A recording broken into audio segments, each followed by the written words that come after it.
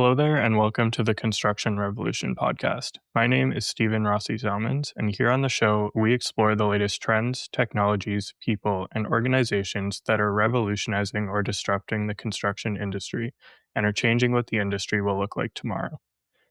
Today on the show, I'm speaking with Shelley, the co-founder and CEO of FYLD. Shelley has over 20 years of experience at the intersection of physical infrastructure and digital technologies, and the human transformation required to make emerging tech actually stick in the field. She co-founded FYLD in 2020, building an AI-powered frontline intelligence platform for utilities, heavy civils, and energy organizations across the UK, US, and beyond. FYLD embeds real-time AI into field operations, giving workers and managers the intelligence they need to make faster, safer, and more accountable decisions on site. Hi, Shelley. Welcome to the Construction Revolution podcast. How are you doing today? I'm great. Thanks for having me on, Stephen. Yeah, absolutely. I'm excited to learn more about you and about FYLD. So why don't we dive right in, and can you tell me the story about what led you to start FYLD?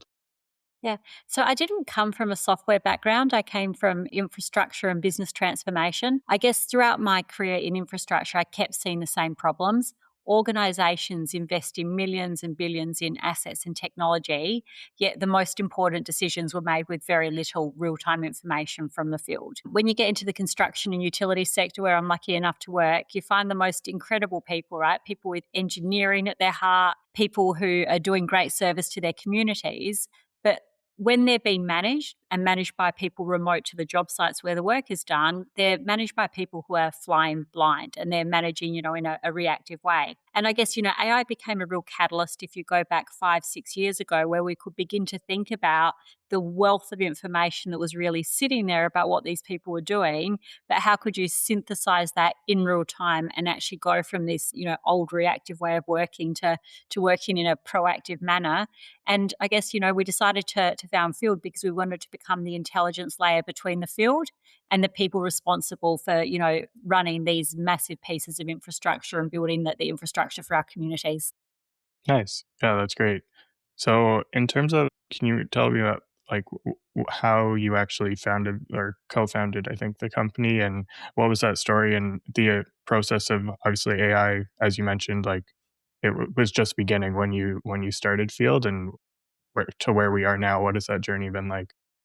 Yeah, so I guess we don't have the usual founding story. FYLD actually started as a project of one of Canada's very large pension plans. And that pension plan owns a lot of infrastructure companies globally.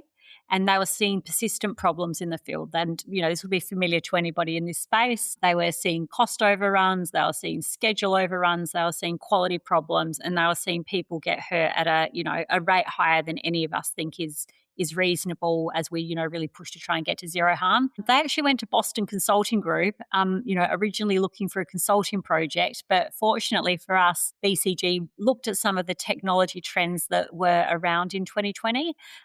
First and foremost, things that we do in our personal lives tend to come into business. And they were looking at video had become such a form of communication between all of us privately. How would that end up in the business world as time progressed?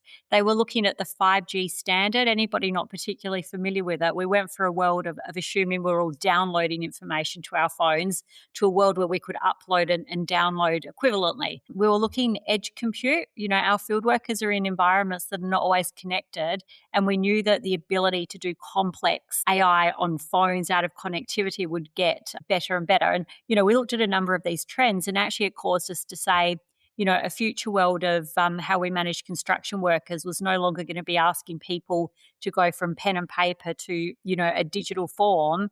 It was actually going to be about getting people to take videos, tell us about work sites. It was going to be about synthesizing that information and helping to make the field workers' life easier. So that project was done, and I was asked if I was given a small amount of money, few team members and an MVP, given my background, would I be willing to attempt to build a company around it? And, 5-6 years on, here we are. Yeah, that's a great story. And yeah, like you mentioned, definitely a more unique one than just an idea you came up with in a coffee shop with someone or something. So can you tell me then, what, for the people who may not be aware, what is FYLD and who are your users and also the customers? So we think of field as effectively being an operating system for field work. The main users are the people that go out and do, the work. If you think about a water network, the people that are digging up the pipe when you see a leak, energy networks, they might be doing the work to, bury the assets given, climate volatility. But those people that are out in communities, making sure that our infrastructure is built well and run well. They're our core user. We effectively crowdsource data from all of those people. We get them to take, short videos telling us about what's going on. But then you kind of get to the back office and you think about the remote manager who's running typically somewhere between 5 and 20 crews in the field. And when we start working with them, nobody's built tools to help them understand, those 20 crews out there, what's going on, who needs my attention, who's in a really dangerous environment, who is facing job stand down time because they don't have the right tools and equipment. So we all of a sudden help that remote manager say, amongst those 20 crews, here's the one that really needs my attention next. Here's the job that looks like it's going off track. They stop sampling, they focus their attention where it counts, and we help them do that with data. You can now imagine rolling that up to a district where you've got 500 crews out, et cetera, et cetera. We kind of help the people in the field, help make their life easier, help fill out forms for them, make their job day, get driven to safe completion every day. But we gradually got the organisation typically through to a COO who wants to have, highly predictable operations each and every day. Right. So, on that note, for people who are maybe in those manager leadership roles or just aren't in the field on site every day, what does a traditional day look like for someone on site without using field? And then how does that change when they are using it? Yeah, so if you think about someone sent out into the field to do one of these jobs, we still give them an awful lot of paperwork as the starting point. It might be digitized, but it's a PDF form filler.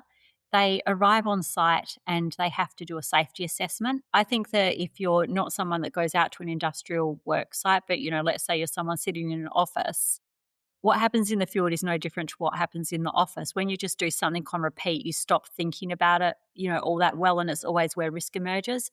If we think about our field worker, they go out into the environments every day. There are things that they stop seeing. A really common example is overhead cables. It's one of the most common risks we help mitigate. So with that risk assessment, instead of letting them sit in their huts and their vans and just tick paper work, no matter how proud these people are, we all get to that point. We let them talk to us about what's going on. So we change their behavior. We help bring governance in that they're out there and they tell us about these job sites. So the first thing that changes is they go from a tick box safety style procedure to actually a dynamic risk assessment where we're using AI to help them understand the real risks that are in the field and to help ensure that they're applying controls to any of the hazards that are identified in a really effective way. If we now just roll on a couple of hours, let's say they, hit a problem when they're doing the job. Again, the field worker today would normally start calling, messaging their manager. They're waiting for that to get picked up. They're frequently, sitting there for an hour, 2 hours, very, very common. With field by comparison in remote command centers, we've got a geospatial interface, and everybody in that command center can see the jobs that are on standing time. Again, you'd shift to a different culture where that field worker is no longer left sitting there, side of the road quite often. Members of the public don't necessarily understand that it's not typically their fault that things have gone wrong. But it's suddenly not okay to leave them sitting there and the remote managers suddenly know who needs attention. So again, you see that kind of standing time go way down. Let's just go to the end of the day for the next common example is that, lots of these sites are not finished at the end of the day. They need to be left safe and secure. When things go wrong, there's often a blame culture. Did the field worker put, adequate walls and barriers around it, cones, etc.? Our field workers, again, they're taking videos. They're showing us what they did. They're letting us use AI to assess within the moment, is that site fully secured? Is there more they should do before they leave? If I just think about the field worker, that they're leaving work knowing that they've got properly evidence that they did a great job, that members of the public should be safe and secure. They can't help it if somebody interferes with the site after they leave. But it's a way more natural way of working, video, talking, rich information, but keeping them moving faster. Right. Yeah, that's great. That's great. So I'm curious in terms of you mentioned you're changing the way that people are reporting. So from forms and paperwork to audio and video. How did you build a platform and train these models when everything has traditionally been paperwork? If you're not just automating paperwork, how did you go about building the platform? People look at Field as being an AI native company, and yes, we are. But because of the unique way that we were built with Scotia Gas Networks here in the UK, 6.5 million customers. We were built with 750 field workers telling us about the challenges in their day. And we never had a starting assumption of let's take your old process and replace it digitally. We just started asking them what would make your day easier, right? One simple example is the level of paperwork that they have to fill out. And, literacy is not often like as high as we might think when we get in the field. The conditions are harsh, like either they're working in the beating sun, it's raining. These are physically intense jobs where people get exhausted. And you get to the end of the day and you need to fill out 30 pages of paperwork. Right? A really simple starting point for how you get your field worker on side is if they've taken 6 very short, snappy videos, how much of that 30 pages can we pre-prepare for them? A lot, right? So we always thought about how do we make the day of the field worker easier because the results will flow to back office if you do it. And so that's always been our starting assumption. Let's make their day easier. If we do, we're going to get higher satisfaction scores. They're going to give us more data, more high quality data. And the better data we get, the more we can do with predicting a day's outcomes, which lets the remote managers actually help the people in the field even more, right? It's a really nice virtuous circle that we get going on there. But you've got to win the heart and minds of the field workers. It's always where platforms like Field fall down, when they think the whole benefit of the platform is for the back office and there's nothing in it that helps make their day easier. Yeah. Yeah, absolutely. And that actually brings me to my next question. So how do you get these teams and ultimately the users on site to adopt Field? And have you had any pushback, or is there hesitancy for people to record everything they're doing all the time? Yeah. I think in our earlier days, there was a little more hesitancy, but in 2026, if you think about the application in the field being somewhere of a cross between like a social media style application like a Facebook and a banking app, right? Firstly, let's just keep it super simple for the person in the field. Let's not make it complex. I think the next thing is you have to learn how to deploy well. One of the things that we always do at Field is start with like a small group of people, somewhere between 50 and 100 field workers, right? Let them have the white glove service, train them well, let them feel supported. Too many software vendors in this industry sell and walk away and come back, 12, 18 months later to disaster. We don't do that. Let's get those first 50 to 100 people off. Let's get them successful. And, from there you get the good news stories. You get field workers telling us that this is making their life easier. And we just tend to find that, the growth that we achieve at most of our customers because of field worker advocacy is very, very strong. But then I also think that the middle managers are people that have been long forgotten. When I say that they just drive site to site to site and they're sampling, we also think heavily about how do we make their day easier. One of the things I love in this industry is like the camaraderie and care that people have for each other. If I think about that mid manager that's been working for 20 years, they've probably seen someone get badly hurt and been involved in incidents. If we can help them look after their crews better, if we can help them let the work of their crews be visible up the chain, you begin to win their hearts and minds as well. And I think if you take like, is person by person, but you've got to think scale, but you're making everybody's lives easier, I think then adoption tends to take care of itself. Yeah. No, for sure. That's a great approach. And on the note of like safety, you mentioned that's kind of how the whole company started, was to address this issue. So how does Field help to improve safety on job sites? I think we always started with a vision of being an operating system for the field, but then you've got to find that first bit of your product that people grab. And again, one of the wonderful things of this industry is that everybody cares about their workers going home safe and sound every day. And we had a revolutionary new way of doing it. And, that was really what got us to market in the first place. If you think again today that a lot of people are pencil whipping or they're doing their best to fill out a form under harsh conditions, we, by comparison with this video, we let 3 or 4 things happen. Firstly, we get 100% governance that a risk assessment has been done. Push your schedule into field. If you think about a world of working on paper or digital paper, you've got no idea if they've done a risk assessment or not at the start of the day. The next one is governance on the quality of that risk assessment. Because we've got them out of huts and out of vans, they're now telling us about the job conditions. We also, in real time, run AI over those videos to assess the quality of what they're telling us. If someone aims the phone at the ground, if they don't talk much, we can give them some real time coaching about how they could improve that risk assessment. So we've now got 100% jobs with a risk assessment. People can still choose now to submit a bad risk assessment, but we've coached them. So the ability to have 100% of jobs with a quality risk assessment, that's a great starting point. We can use natural language processing to understand the risks and hazards that they see on site, but we can supplement that with computer vision and with geospatial intelligence to identify things that they may have not seen, going back to the overhead cables, or it could be things that they don't know. Just think about like a school being around the corner. If you arrive on site at 10 a.m. and you haven't seen the morning traffic, you probably don't know that it's going to hit you at 3 p.m. Have you set up a large enough exclusion zone? So we think about all of those factors coming together and empowering the field worker to make better decisions about how they keep themselves safe, but we can enforce that they make those decisions aligned to the risk process management systems of our customers, because they'll all have processes and procedures that must be applied if certain risks are identified. Yeah, nice. So for the longest time, infrastructure projects and field operations specifically, like you mentioned, when you see a problem on site, you call a manager, you wait. So how are things changing, and what do you think? How are leaders becoming more open to this data-driven approach as opposed to kind of just putting out fires? I guess first and foremost, we're all seeing the labour shortages that exist. Right now, at Field, we track 30% standing time on site. I would not run Field thinking that 30% of my available resource was an okay outcome, but that's what we see, right? So I see two things. There are some real labour shortages, but then there's also more capacity in the team. If you think about that holistically, you can begin to think about how do I get some breakthroughs about getting more capacity from my existing team members. And then the other thing that you can begin to think about is if I can increase spans of control, can I actually release more people to be out working in the field? So I think we're really seeing a lot of organisations as they grapple with this talent problem say, well, how can, with the resources I've got, how can I do more?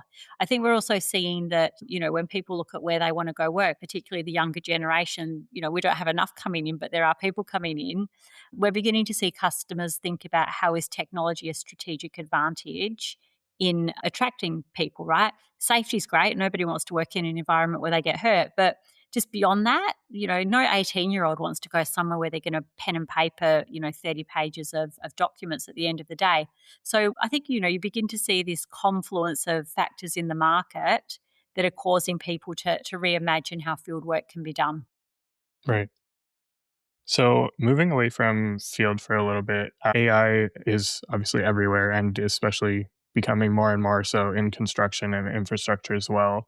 So, I'm wondering where you see the real value for field teams and where maybe it's just sort of trying to use AI for the sake of using AI. I think when you look forward 3 to 5 years, the winners in this industry, they will not necessarily have the most AI tools in terms of number of tools deployed. They may not even have the most powerful of the AI tools.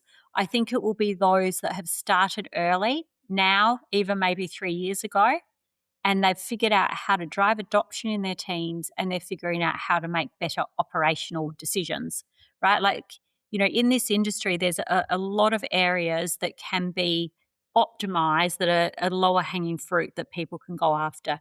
And that's when I talk about things like a simple example for us is if at the start of the day from that 60 to 90-second video, we can identify the likelihood of a permit to work of some form be needed later in the day, right? Permitry is huge. Again, I go back to today. Frequently, that field worker sits there for 2 hours waiting for a permit to issue.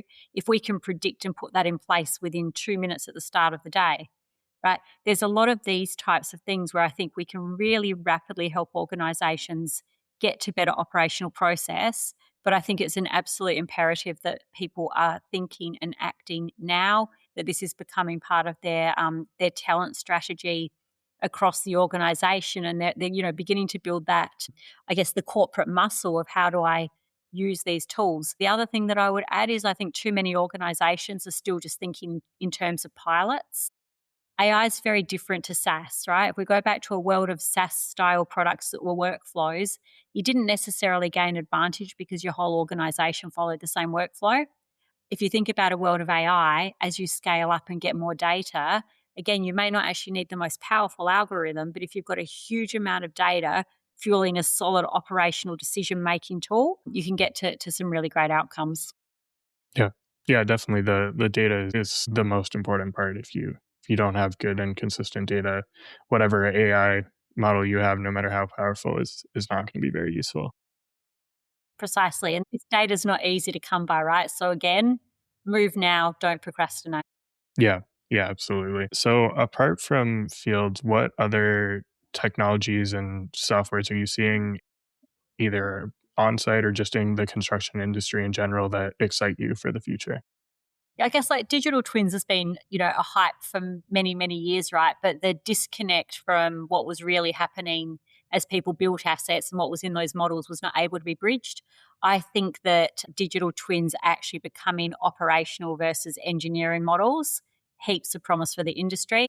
Robotics, right? Like, again, if we think about that there's a lack of workers and that actually we're still putting humans into really dangerous environments, I think robotics is going to be super interesting over the next 5 to 10 years, particularly like if you contrast kind of, I guess, like a country like China versus the US. In the US, we don't have countries that are, cities that are 10 years old, built on a grid with like very known infrastructure.